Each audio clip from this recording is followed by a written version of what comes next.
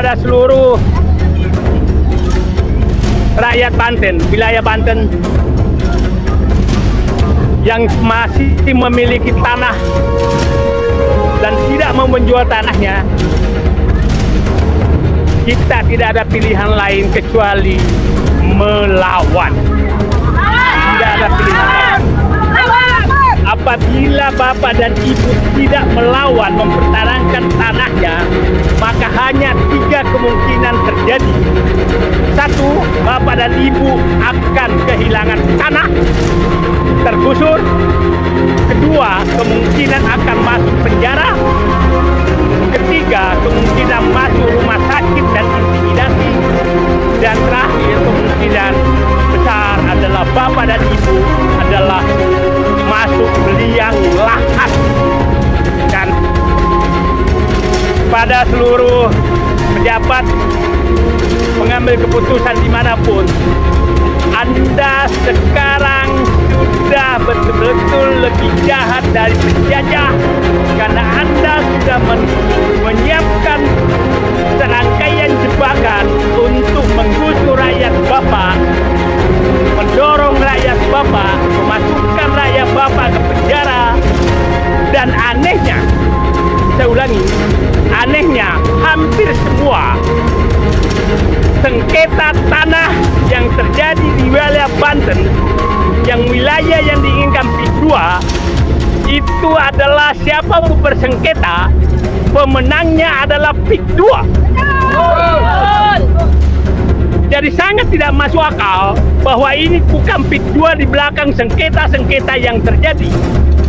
Mereka memecah belah antar keluarga, saling melaporkan. Padahal yang melaporkan adalah siapapun menang di antara keluarga itu adalah PIK 2 pemenangnya. Jadi agak aneh kalau ada yang menyatakan bahwa ini adalah murni sengketa. Tidak masuk akal. Sengketa ini dibikin oleh PIK 2 merekayasa, dan sangat aneh kalau ada yang menang, kenapa tanah itu menjadi milik PIK 2? Kenapa bukan pemilik pemenang? Kenapa ada sengketa atau bersaudara bersengketa, tapi yang mengajukan sengketa itu di belakangnya adalah PIK 2? Jadi saya ingin menyimpulkan kepada bapak-bapak semua, hentikanlah menggusur rakyat Banten demi PIK 2. Ini dosa besar buat kita semua. Dan saya berharap ada nanti penelitian khusus berapa orang yang memang sengketa tanah, tuduhan pemalsuan surat dan lain-lain yang terjadi di Banten, rekayasanya adalah pengembang PIK 2. Iya. Jangan kayak gitu, Pak. Kalau biasa kita semua yang mengganggu itu ganti, Pak. Yang mengganggu. Siapa yang diperbolehkan masuk ke dalam kami bersihkan silakan. Halaman boleh dong. Tapi kok nggak boleh ngomong? Kita ini rakyat punya kemerdekaan berpendapat, punya hak bicara. Terlepas Anda tidak mendengar suara kami, biasa. Kami sudah terbiasa dengan isu polisi yang tidak pernah menghargai aspirasi rakyat. Itu sudah biasa. Tapi jangan dipertontonkan di depan publik, apalagi di depan mahkamah sendiri. Memalukan. Itu yang pertama. Yang kedua, saudara tadi katakan kan kuasa hukum. Kuasa hukumnya sedang lihat. Jadi ketika ada kuasa hukum bicara, dengar dulu legal tekniknya apa. Jangan langsung membatasi dengan kewenangan saudara, saya akan bicara dulu ke dalam gitu loh.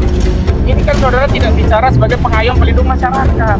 Tidak mau mendengar dulu apa argumentasi, apa kebutuhannya, apa kepentingannya, apa dasar hukumnya, apa legal tekniknya. Itu kan sudah menjadi. Tidak langsung menyampaikan kami dalam rangka apa. Nah sekarang saya ada di sini. Ini jalan raya, Pak. Bentar dulu. Ini untuk umum Anda. Kalau menyampaikan Jalan raya, ini markas, kita bisa masuk. Anda yang dibuka, kami tidak terhalang di sini. Ini kan markas bukti. Jalan raya, dan Anda itu dibuka, kita bisa masuk. Ayo,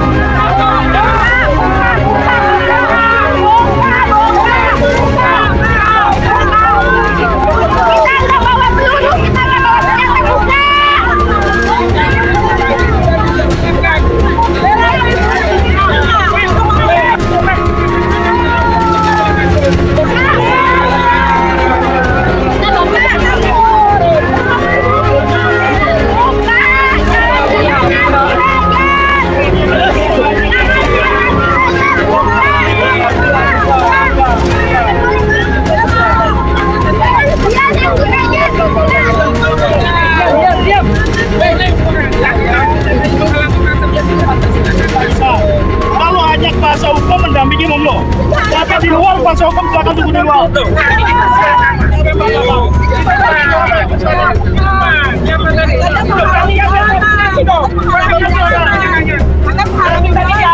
Kami pengamanan di sini. Yang sana tadi siapa? Yang mencari kami tidak tahu. Oh, ada orang. Siapa dia?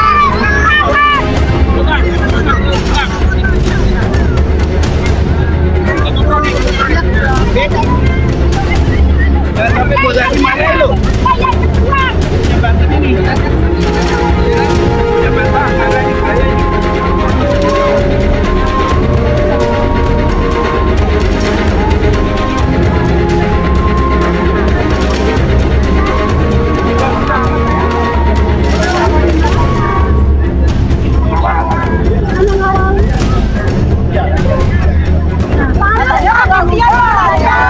Di dalam sana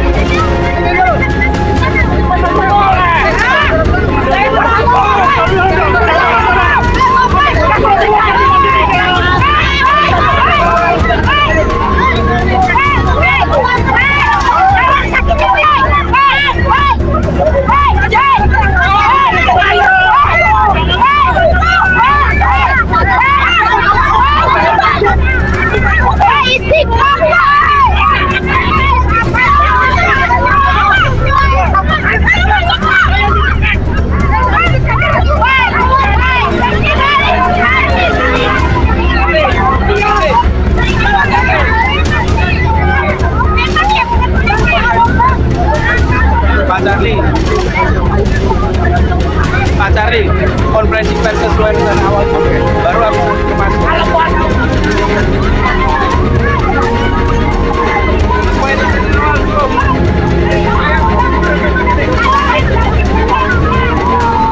Ini lagi-lagi ya. Katanya sahabat Kapolri itu yang bisa mengkritik. Kita tidak lagi kritik. Kita merasakan betul bagaimana presiden kuasa hukum masuk. Itu masuk dia lagi.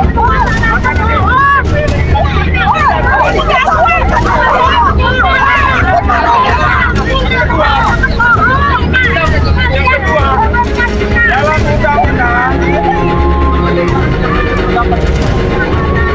memang demo itu harus diketahui.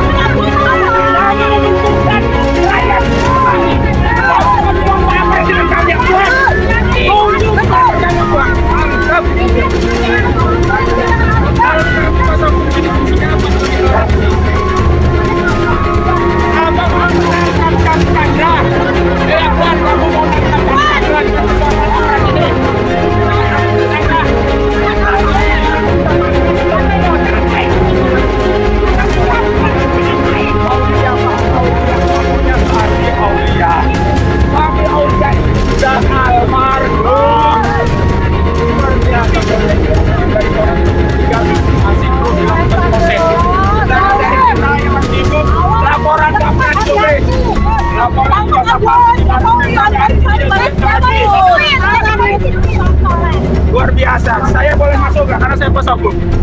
Sekali lagi katakan harus. Boleh nggak saya masuk? Saya mendampingi pemeriksaan ya. Udah masuk. Kalau apa? Ya. dasar hukumnya apa?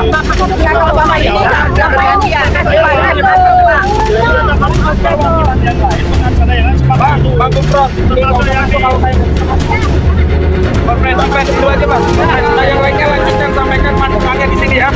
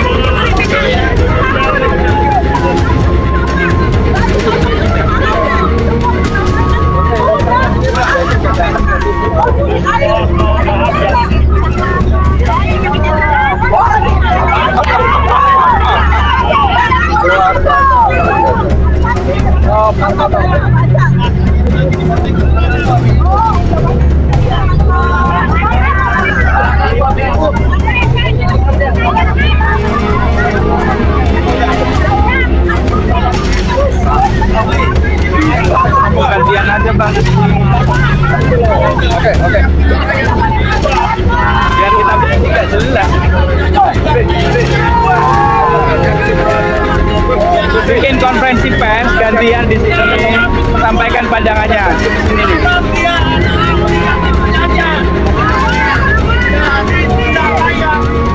Sini Bang.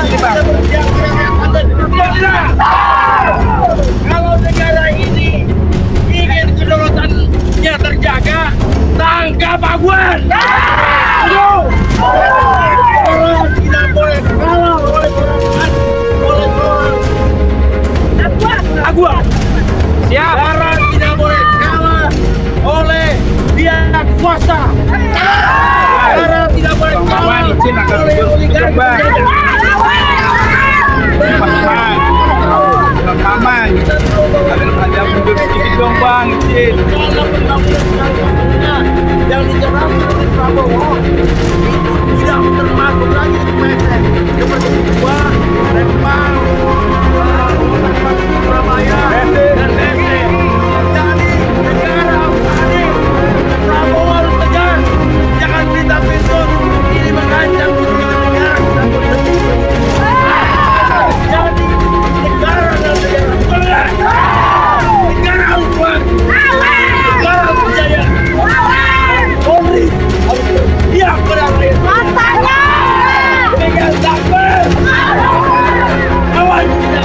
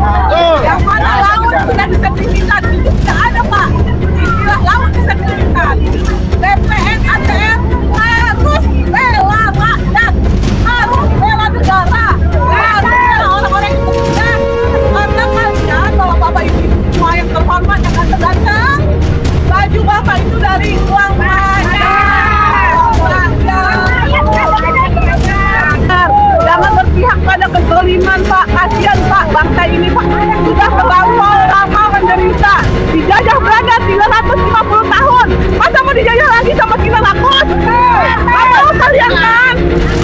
Dan Pik 2 adalah warisan daripada Jokowi yang ijazahnya palsu, yang sampai sekarang Polri tidak mampu melanggar ijazah palsu, ijazah bodong. Ini warisannya ini. Makanya perlu solusi PSN itu. Ya. Jadi udah KPK mandul, jangan sampai juga Polri mandul. Kita cinta Polri untuk menegakkan dan mengamankan negara ini. Semangat! Tolak gangguan, tolak negara dalam negara. Takut.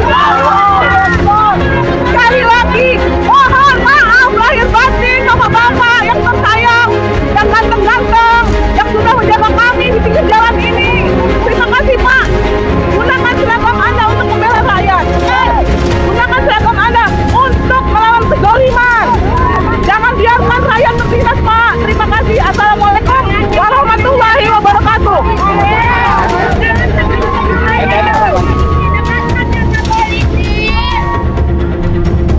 Assalamualaikum warahmatullahi wabarakatuh. Kami asli pribumi Banten sini Pak. Ya.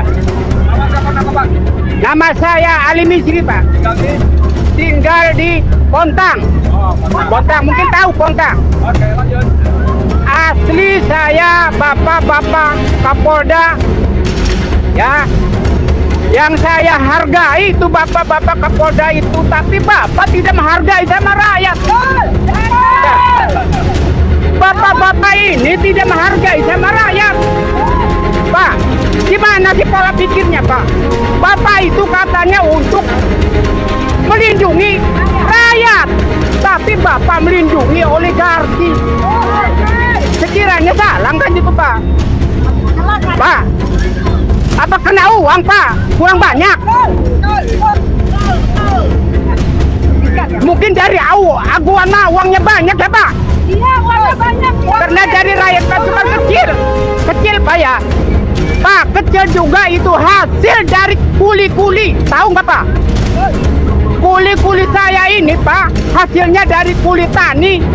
Sebagiannya untuk bapak-bapak ini. Ya, yang disumbangkan untuk bapak-bapak ini Kapolda. Termasuk gedung-gedung ini Pak. Dari rakyat. Ya, dari rakyat yang membangun ini Pak. Ya, tapi kenapa kami mau masuk aja nggak boleh? Kenapa? Nggak boleh sama oligarki ya, nurut sama oligarki ya. Masya Allah. Pak. Sekian dari saya dulu. Allahu Akbar. Allahu Akbar. Allahu Akbar.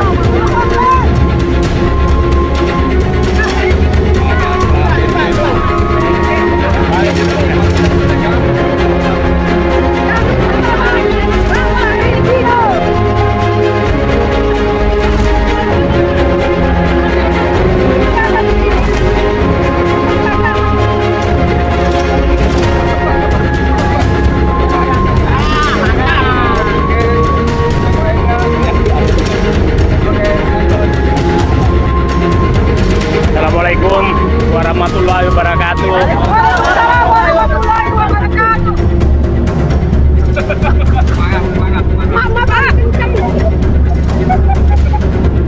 Kan dulu ya. Nanti saya nggak bisa ngomong. Pertama-tama kita ucapkan terima kasih kepada Pak Polisi yang sudah menjaga keamanan atas pemeriksaan saudara kita Pak Charlie Chandra. Hari ini terus terang saya tiap hari bersedih. Masyarakat yang punya tanah dan wilayah Pantai Indah Kapuk 2 itu nasibnya ada 3 hal yang terjadi. Kalau bukan masuk rumah sakit karena sakit-sakitan, karena diintimidasi, dia kemungkinan masuk penjara karena dikriminalisasi. Bahkan tidak sedikit sudah masuk ke liang lahat, meninggal karena stres. Tetangga saya baru saja meninggal yang memiliki tanah di wilayah PIK 2. Saking stresnya mereka meninggal bukan karena apa, mungkin saja memang ajalnya datang, tapi penyebabnya adalah karena mereka stres. Dan hampir tiap hari saya mendapatkan berita pemilik tanah yang tidak mau menjual tanahnya. Itu hanya 3 kemungkinan. Adalah satu, masuk rumah sakit dan didatangi oleh PIK 2 untuk dinegosiasi, dipanggil aparat untuk diintimidasi untuk melepaskan tanahnya, dan biasanya stres dan sakit dan masuk liang lahat. Saya hanya menggugah hati kepada pejabat, kepada aparat, kepada pihak PIK 2. Apakah warga Banten yang memiliki tanah tidak mau menjual tanahnya memang harus menghadapi maut, menghadapi penjara, menghadapi intimidasi? Itu yang saya bisa menghimbau saja, karena hampir seperti hari ini dari kepala desa Kohot dibebaskan, sementara korban harus dipanggil untuk dijadikan tersangka. Apakah berikutnya akan begitu lagi? Saya hanya berharapkan bahwa inilah intimidasi, kriminalisasi yang selalu terjadi di negeriku, dan mungkin tidak hanya terjadi di Banten tapi di seluruh Indonesia. Maka saya berharap mari kita gunakan hati nurani kita semua, bahwa hentikanlah kriminalisasi, intimidasi, dan kriminalisasi kepada rakyat Indonesia. Kepada seluruh rakyat Banten, wilayah Banten yang masih memiliki tanah dan tidak mau menjual tanahnya, kita tidak ada pilihan lain kecuali melawan. Tidak ada pilihan lain. Apabila bapak dan ibu tidak melawan, mempertahankan tanahnya, maka hanya 3 kemungkinan terjadi. 1, bapak dan ibu akan kehilangan tanah, tergusur. 2, kemungkinan akan masuk penjara. 3, kemungkinan masuk rumah sakit dan intimidasi. Dan terakhir, kemungkinan besar adalah bapak dan ibu adalah masuk liang lahat. Dan pada seluruh pejabat mengambil keputusan dimanapun, Anda sekarang sudah betul-betul lebih jahat dari penjajah, karena Anda sudah menyiapkan serangkaian jebakan untuk menggusur rakyat Bapak, mendorong rakyat Bapak, memasukkan rakyat Bapak ke penjara. Dan anehnya, saya ulangi, anehnya hampir semua sengketa tanah yang terjadi di wilayah Banten, yang wilayah yang diinginkan PIK 2, itu adalah siapa yang bersengketa, pemenangnya adalah PIK 2. Jadi sangat tidak masuk akal bahwa ini bukan PIK 2 di belakang sengketa-sengketa yang terjadi.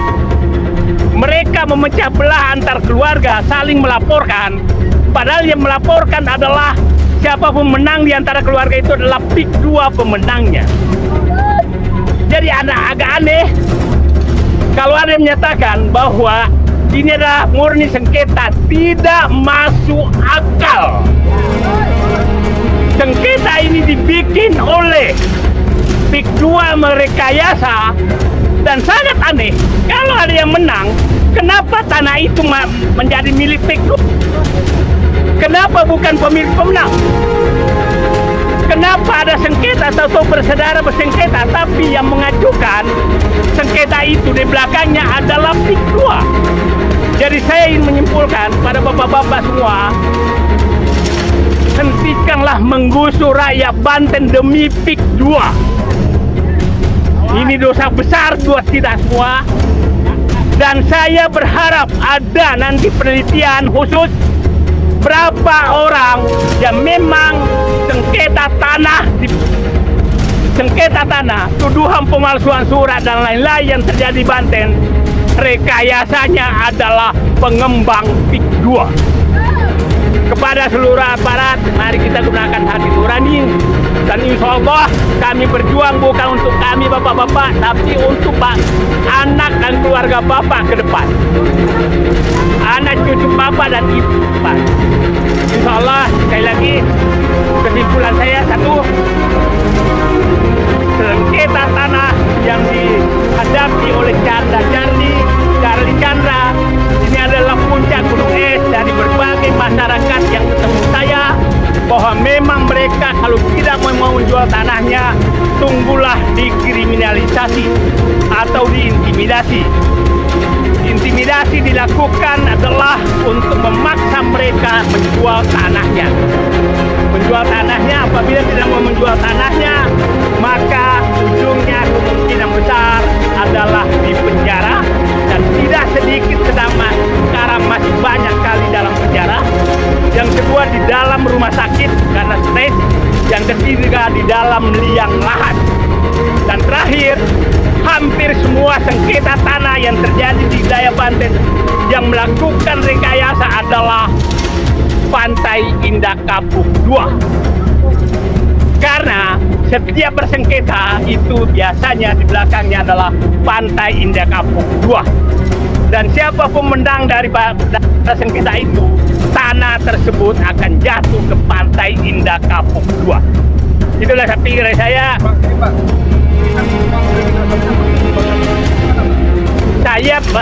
Saya yakin betul, mudah-mudahan Bapak Polisi kembali kepada pengayom rakyat, karena terus terang ini susah sekali menutupi lagi kalau memang ada kriminalisasi, karena kita bisa membuka semua, dan saya berharap seluruh rakyat Indonesia anggap sekarang bahwa kita tidak ada teman, kita hanya bisa membela diri, dan bersatulah membela diri sambil mengetuk hati para aparat agar menjadi pengayom masyarakat. Dan saya pikir pimpinan Polri juga harus melihat bahwa sudah saatnya polisi atau aparat berhenti menjadi pesuruh tanda kutip para pengembang yang menggusur rakyat. Terima kasih. Ya, Bapak Ibu semua, kami mewakili masyarakat menghimbau pada aparat penegak hukum, berdirilah di atas kebenaran, hak dan kewajiban. Jangan abaikan hak-hak rakyat. Kalian semua adalah orang-orang yang diberi mandat oleh rakyat untuk menegakkan kebenaran. Menjadi aneh kalau orang yang jadi korban kemudian dikriminalisasi, dia dijadikan tersangka dengan berbagai alasan. Sungguh saat ini sudah tidak zamannya lagi. Ingat, kawan-kawan semua aparat penegak hukum, Anda adalah bagian dari perwakilan Tuhan yang ada di bumi ini untuk meluruskan. Jangan abaikan kata lain. Ingat, kalian itu adalah dibayar oleh rakyat dan harus bertanggung jawab pada rakyat. Kalian adalah aparat penegak hukum. Wahai para polisi, wahai para jaksa, wahai para hakim, ketika Anda menegakkan hukum, tegaklah setegak-tegaknya, selurus-lurusnya, mana yang benar, mana yang salah. Terima kasih.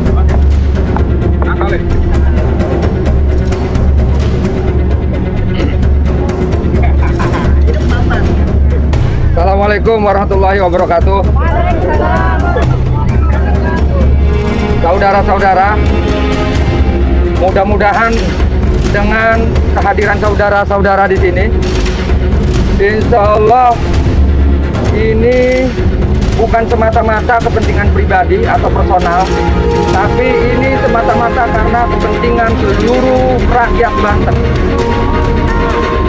beserta anak cucunya dan seluruh rakyat Indonesia berserta keturunannya sampai hari kiamat.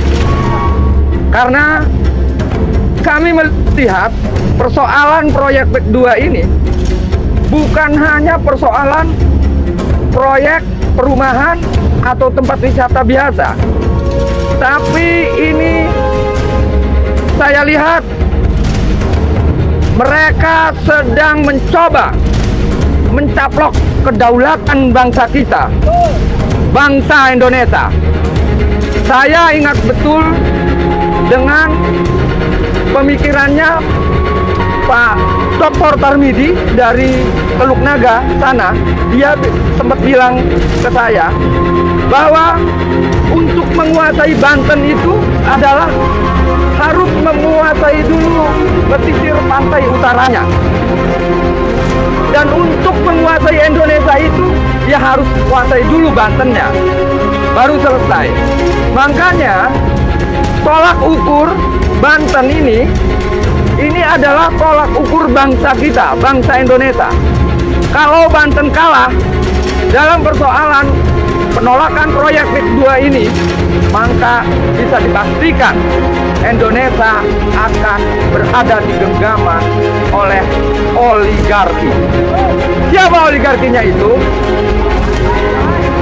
Hangguan PF, 9 Naga. Maka dari itu kami memohon kepada dulur-dulur polisi, ya, kalian itu adalah instrumen negara. Negara itu adalah ruang hidup seluruh rakyat Indonesia. Kemudian rakyat mempercayakan, maka dibentuklah yang namanya pemerintah. Di situ pemerintah ada polisi, ada kejaksaan, ada dinas kelautan, ada dinas pertanian, dan yang lain-lainnya. Dan mereka, pemerintah, itu adalah sebagai orang-orang yang dipercayakan oleh rakyat untuk mengurus kita. Bukan kemudian ini dijadikan kongkong lingkong hanya untuk kepentingan gentong nasinya sendiri, demi kekayaannya sendiri. Mereka jual beli kewenangan, mereka jual beli jabatan.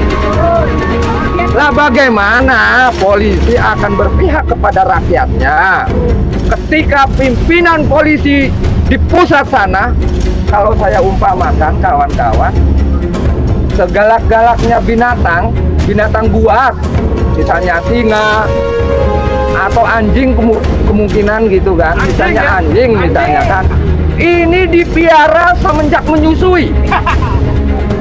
Mereka ini dipiara semenjak menyusui, dari mulai sekolahnya sampai jabatannya.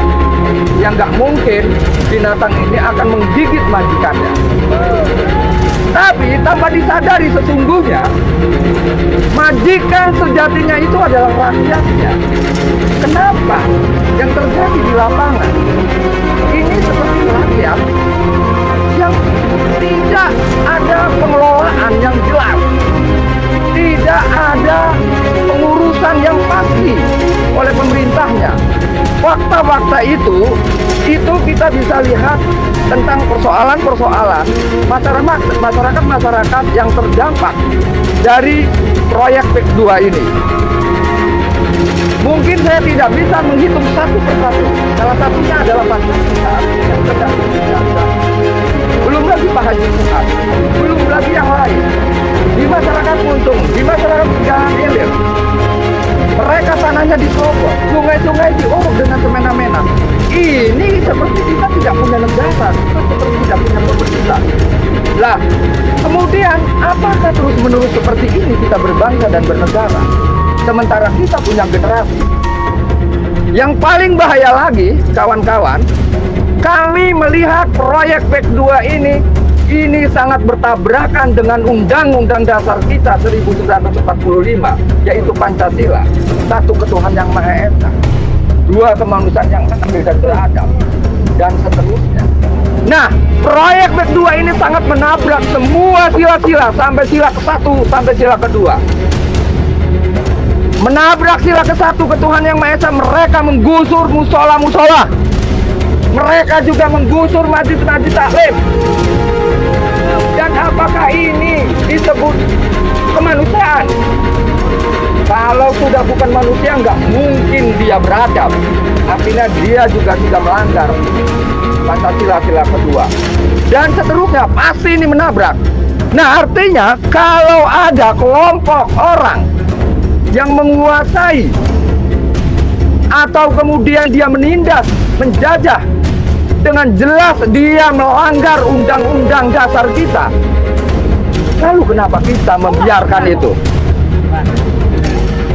Nah, maksudnya kami akan ngomong di sini, kalau memang pemerintah takut dengan oligarki itu, maka biarkan rakyat untuk memilih jalannya sendiri. Baik ada saya maupun tidak ada saya, kalau seandainya hukum tidak pernah tegak kepada rakyatnya, maka yang akan terjadi adalah perlawanan rakyat. Rakyat akan melawan. Rakyat akan terus menyuarakan perlawanan ini sampai kemudian. Kami juga sebenarnya tidak ingin semuanya ini terjadi. Saya sudah membayangkan bagaimana melihat daun-daun itu ketika rontok dimakan oleh ulat-ulat. Dan ini rakyat akan marah, akan memberontak dan akan melakukan revolusi. Inilah yang kami tidak harapkan.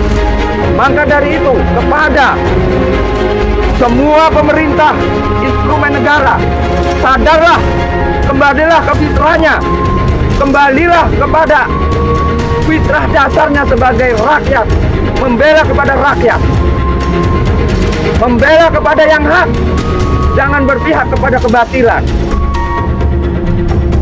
Saya pikir bapak-bapak juga harus mengetahui bahwa sesungguhnya hidup ini hanyalah sementara.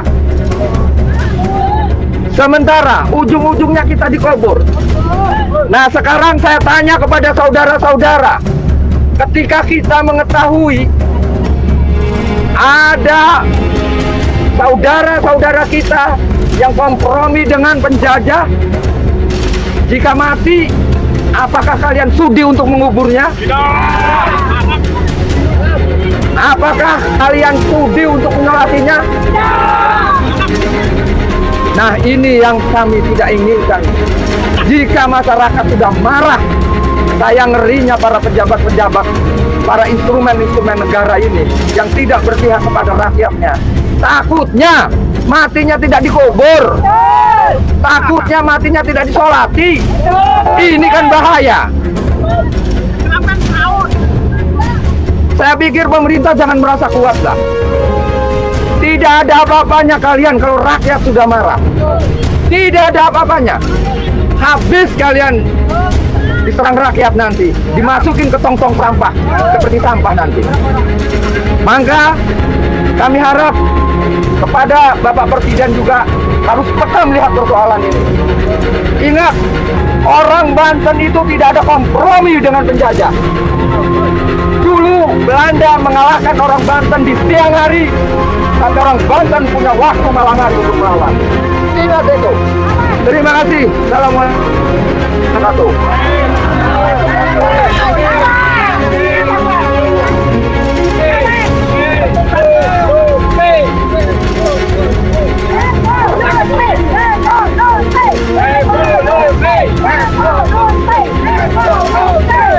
Assalamualaikum warahmatullahi wabarakatuh.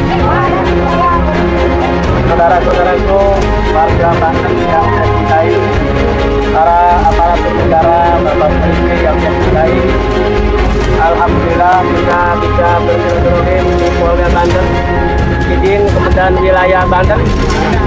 Kami dari Kokam Jabar, dari Kota Bekasi terus mengawal. Malam saya kontak dengan LBH Muhammadiyah bahwa besok akan ada pemanggilan terhadap Charlie Chandra. Maka dari itu Kokam dalam tugasnya yaitu menjaga negara kesatuan Republik Indonesia harus ikut dalam kebenaran. Saya percaya hati-hati dari para pak polisi ini semuanya mulia. Adik-adik polisi ini semuanya tahu mana yang benar dan mana yang salah.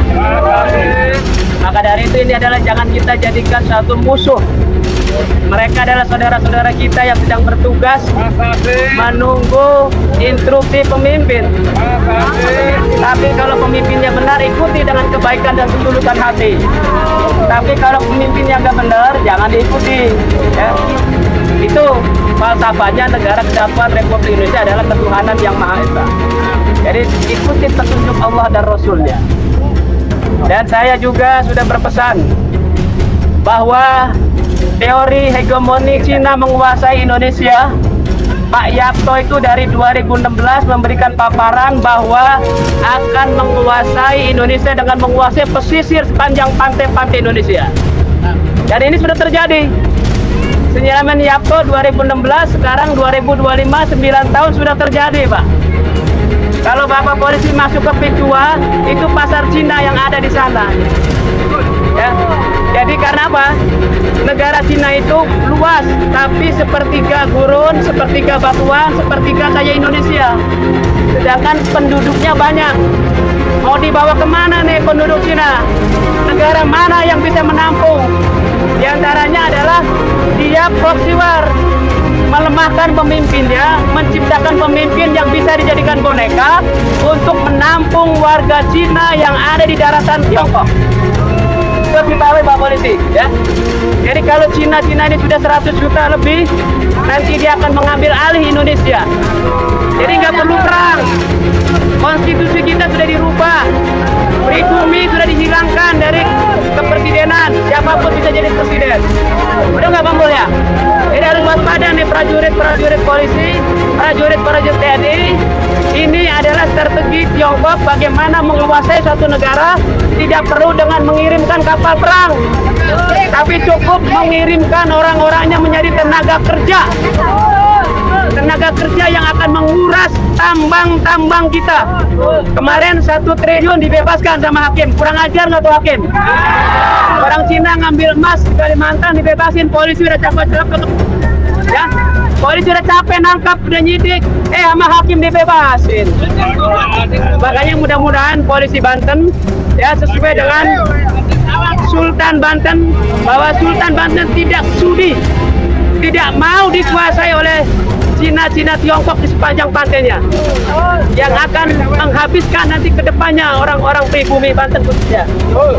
Itu ya. Jadi perlu disadari nih Pak Polisi, yang nggak usah kita bersikeras memaki-maki ya.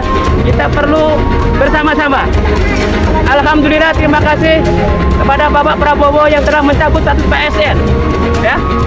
Ya memang saya rasakan Prabowo juga manusia. Ada rasa takut, ada strateginya. Nggak dibabat langsung, tapi pelan-pelan insya Allah presiden kita berpihak kepada rakyat. Amin.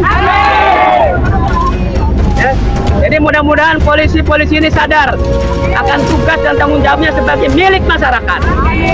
Sekarang alhamdulillah polisi bukan milik Al-Qiratim, polisi milik masyarakat. Itu spanduknya, ya. Spanduknya ada milik masyarakat. Jadi mudah-mudahan nanti Pak polisi kita adalah polisi yang bersama-sama masyarakat dalam rangka menegakkan hukum dan keadilan. Ingat Pak polisi, dalam proxy war itu memilih pemimpin yang bisa dikendalikan. Rakyat kita dikasih obat-obatan, sabu-sabu, pil tramadol, pil simar, semua pada mabok. Agar generasi muda kita habis, sama diperangi, sama ditembak, pada mati, pada gila. Ya, makanya tugas Polri adalah mengamankan pengedar, penjual sabu, penjual pil ekstremer dan tramadol. Karena undang-undangnya jelas 15 tahun penjara. Ya, jadi jangan dibiarkan itu semuanya. Anggota polisi perintah tanpa perintah melihat ada penjual narkoba, melihat ada penjual warung yang menjual pil ekstremer, tangkaplah, serahkan kepada yang berwenang. Itu baru polisi Indonesia. Hidup polisi. Ya. Jadi jangan nunggu petunjuk perintah, padahal dia nembakin anak-anak kita pakai pil tramadol, pakai simar. Ini marak di seluruh Indonesia. Ya. Ini perlu dipahami semuanya. Mudah-mudahan pertemuan kali ini Bapak Charlie, Kapolda memberikan keadilan. Yang punya tanah jangan dikriminalisasi, dibebaskan. Adapun oligarki sudah pulang aja ke Tiongkok, ya. Oligarki suruh pulang aja ke Tiongkok. Kan negara Tiongkok lebih maju daripada Indonesia. Ngapain lo kemari-mari? Demikian, nggak panjang kalam. Mudah-mudahan kita bersama-sama polisi, tentara, dan instrumen negara tobat untuk menegakkan hukum di Indonesia. Amin. Wassalamualaikum warahmatullahi wabarakatuh.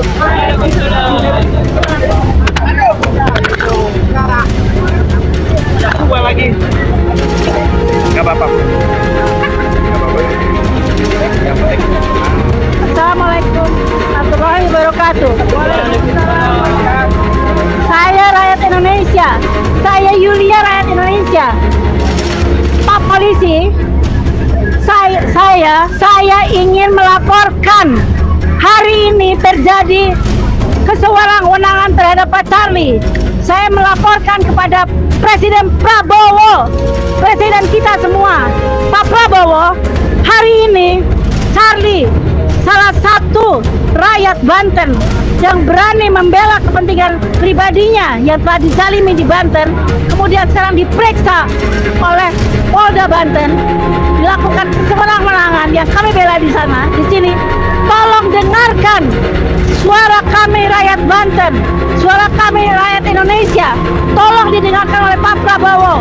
Dengan sendirinya Kapolri Pak Listio juga mendengar apa yang terjadi di Polda Banten. Kalau sampai Polda Banten tidak menghentikan pemeriksaannya terhadap Charlie, berarti mereka berani untuk melakukan satu hal yang di luar hukum. Dan bila dibiarkan oleh Pak Kapolda dibiarkan oleh Pak Kapolri, maka kami laporkan kepada Pak Presiden. Ya, dan kemudian kami akan terus berjuang melawan ketidakadilan. Dan kepada Pak Prabowo kami sampaikan, pada Pak Polisi kami sampaikan, adanya bahaya negara dalam negara di Banten. Jangan hanya menjalimi rakyat Indonesia, tapi periksa itu PIK 2, di mana ada ancaman kedaulatan rakyat Indonesia. Malah itu didiamkan. Kepala desa Kohat malah dibebaskan. Rakyat ditangkap. Semut aja Pak Prabowo, bila diinjak akan menggigit. Apalagi rakyat Indonesia. Tadi sudah dikatakan mereka siap untuk melakukan revolusi bila pemerintah tidak berpihak kepada rakyat. Revolusi.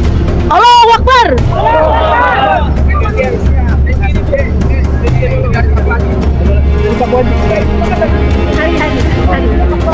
Kang Heri. Ya, saya dulu. Pegangin Bu.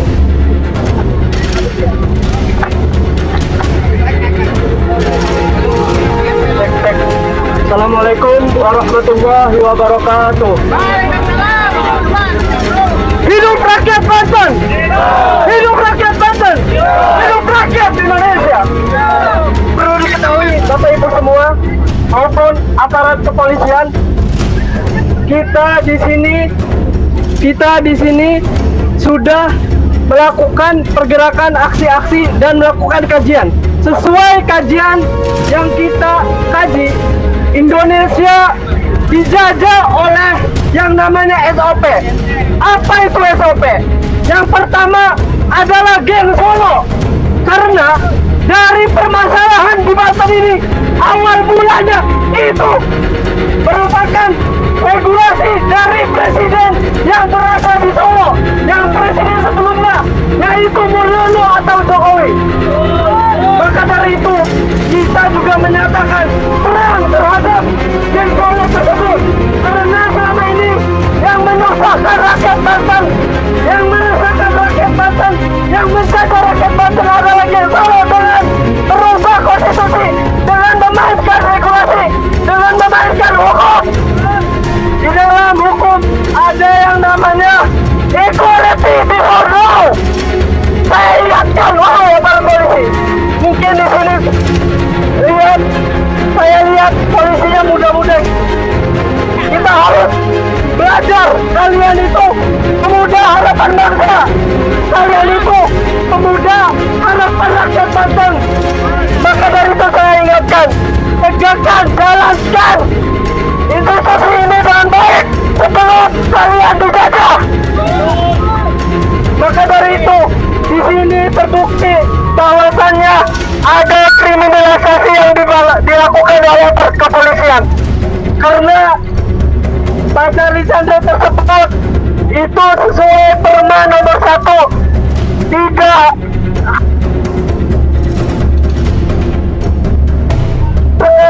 perdatanya sedang disidangkan atau berkasnya sudah masuk. Tapi kenapa di Polda Banten ini terkait kasus pencurian yang tetap dilanjutkan? Berarti kalian melanggar Perma nomor 1 tersebut. Berarti kalian memainkan hukum, memainkan konstitusional. Yang pertama, yang kedua, yang Bapak Ibu perlu tahu, yang aparat polisi harus tahu, yang menjajah Indonesia yang kedua adalah oligarki. SOP, tadi geng Solo, sekarang oligarki. Kenapa saya katakan oligarki? Karena orang-orang sekelompok tersebut ingin menguasai perekonomian Indonesia dengan menguasai pantai pesisir Tangerang Utara, umumnya masyarakat Banten. Maka dari itu, sebelum kalian dikuasai, bahkan kita menumbuhkan ketika kami advokasi, itu banyak masyarakat yang digusur paksa, banyak masyarakat yang direlokasi paksa. Contohnya masyarakat Paku Haji kemarin, kami telah melakukan advokasi dan mereka menyatakan dari aparat ada yang bermain untuk menekan masyarakatnya terkait relokasi paksa. Maka dari itu, tidak ada kata lain selain lawan. Lawan, hidup rakyat Banten. Selain itu, di daerah-daerah lain, di desa-desa lain terjadi perampasan tanah, terjadi pengurugan sungai secara paksa, pembakaran hutan mangrove. Itu menjadi tugas kalian sebagai instrumen negara yang harusnya mengayomi masyarakat, bukan malah melindungi oligarki. Banyak masyarakat yang dikriminalisasi, yang diintimidasi oleh oligarki melalui instrumen negara, melalui aparat negara, termasuk kalian polisi. Maka dari itu saya ingatkan di sini, seperti yang dikatakan bahwa sekarang pimpinan-pimpinan kalian itu sudah bekerja sama dengan oligarki. Mabes Polri dan pimpinan-pimpinan kalian di Polda sudah bekerja sama oligarki untuk menjajah rakyat Banten. Maka kalian, mana jiwa nasionalisme kaliannya? Mana seharusnya kalian tidak mentaati pimpinan kalian yang bekerja sama oligarki tersebut? Maka dari itu, kami di sini akan melakukan aksi-aksi perlawanan jika kalian terus bekerja sama dengan para penjajah, terus bekerja sama oligarki. Yang ketiga, yang perlu Bapak Ibu kalian tahu, Indonesia sekarang dijajah dengan P. Tadi kan S, yang Solo. Oh, oligarki. Sekarang P. Apa itu P? Yaitu Parcok. Tahulah kalian Parcok? Parcok yang berseragam warna coklat. Kenapa saya mengatakan itu? Ini sudah dalam kajian pengamat para ahli hukum. Para mahasiswa sudah melakukan kajian bahwa Parcok di sini itu dalam dari menekan, mengkriminalisasi para korban PIK 2, bekerja sama oligarki dan geng Solo. Maka dari itu, kami di sini tidak percaya lagi yang namanya equality before law. Tidak percaya lagi yang namanya hukum itu semua sama di mata masyarakat. Itu bohong besar. Tunjukkan kalau seandainya hukum itu tegak kepada semuanya. Tunjukkan. Pada kali ini aja kami aksi, kami membersamai orang yang dikriminalisasi oleh PIK 2, orang yang dikriminalisasi oleh Parcok, untuk agar kalian mentaati hukum, agar kalian mentaati peraturan Mahkamah Agung nomor 1. Kalian tahu enggak? Katanya kalian para penegak hukum, tapi kalian sendiri yang melanggar hukum, tapi kalian sendiri yang mengkhianati hukum, tapi kalian sendiri yang memainkan hukum. Jika kalau seandainya kalian mentaati hukum, jika seandainya kalian memahami hukum, maka tidak ada lagi kriminalisasi, termasuk kriminalisasi terhadap Pak Chandra.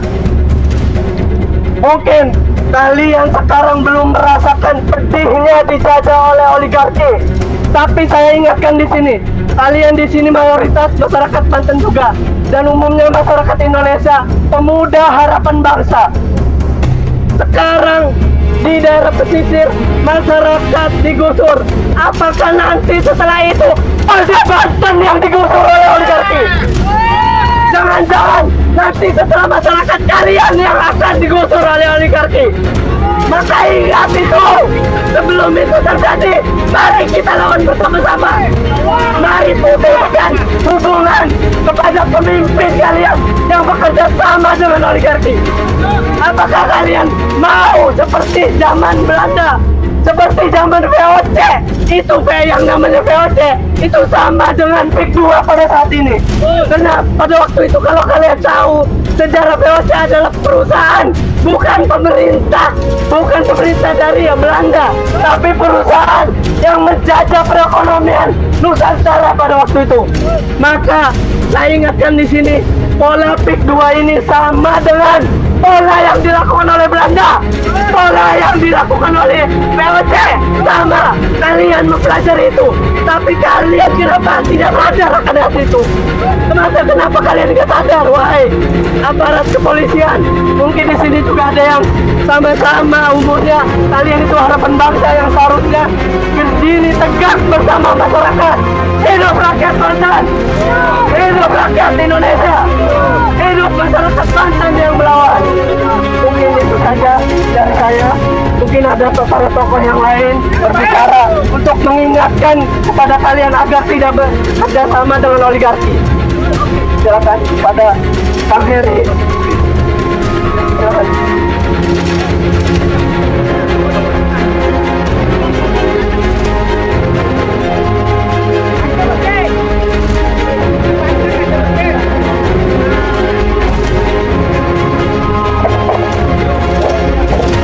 Assalamualaikum warahmatullahi wabarakatuh.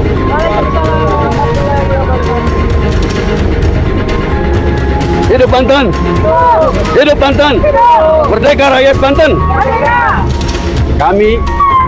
Saya mewakili daripada Kecamatan Pakwaji, Kabupaten Tangerang, Provinsi Banten.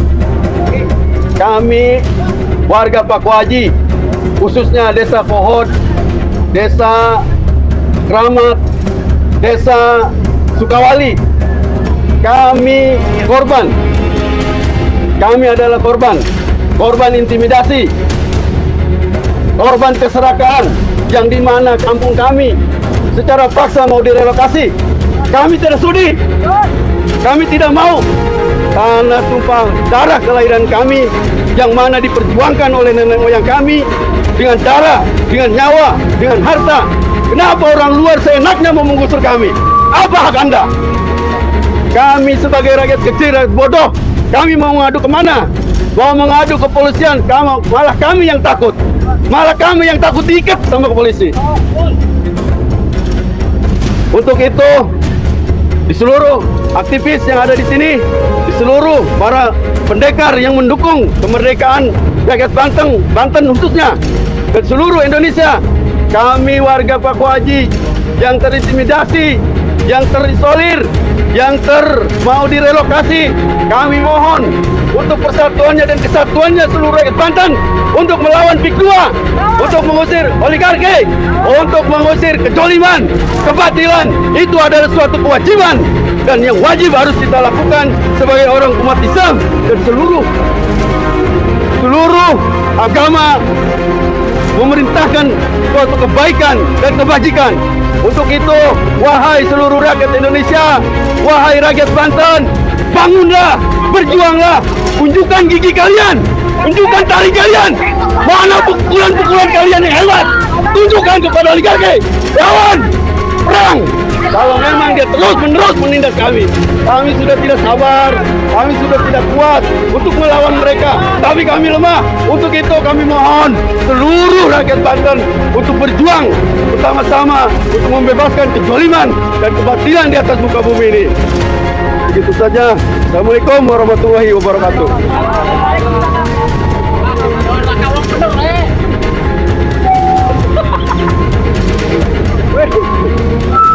Lah kawang bener kabeh mah engkal mah. Coklat malah kawang bener Ayo, Pak. Nang dhuwur bawa blangsak. Nang sore blangsak ge ya.